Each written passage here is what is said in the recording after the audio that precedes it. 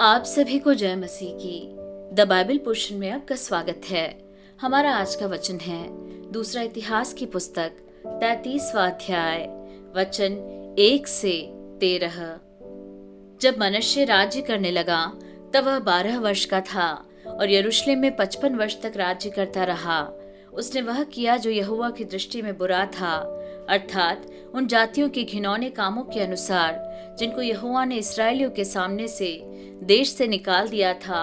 उसने उन ऊंचे स्थानों को जिन्हें उसके पिता हिजकिय्याह ने तोड़ दिया था फिर बनाया और बाल नामक देवताओं के लिए वेदियां और अशेरा नामक मूर्तें बनाई और आकाश के सारे गणों को दंडवत करता और उनकी उपासना करता रहा। उसने यहोवा के उस भवन में वेदियां बनाई जिसके विषय यहोवा ने कहा था, यरूशलेम में मेरा नाम सदा बना रहेगा। वरन यहोवा के भवन के दोनों आंगनों में भी उसने आकाश के सारे गणों के लिए वेदियां बनाई।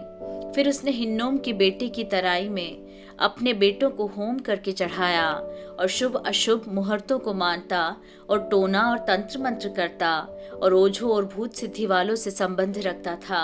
वरन उसने ऐसे बहुत से काम किए जो यहोवा की दृष्टि में बुरे हैं और जिनसे वह अप्रसन्न होता है। उसने अपनी खुदवाई हुई मूर्ति परमेश्वर के उस भवन में स्थापन की जिसके विषय परमेश्वर ने दाऊद और उसके पुत्र सुलेमान से कहा था, इस भवन में और यरूशलेम में जिसको मैंने इस्राएल के सब गोत्रों में से चुन लिया है, मैं अपना नाम सर्वदा रखूंगा और मैं ऐसा न करूंगा कि जो देश मैंने तुम्हारे पुरखाओं को दिया था उसमें से इस्राएल फिर मारा मारा फिरे। इतना अवश्य हो कि वे मेरी सब आज्ञाओं को अर्थात मूसा की दी हुई सारी व्यवस्था और विधियों और नियमों का पालन करने की चौकसी करें।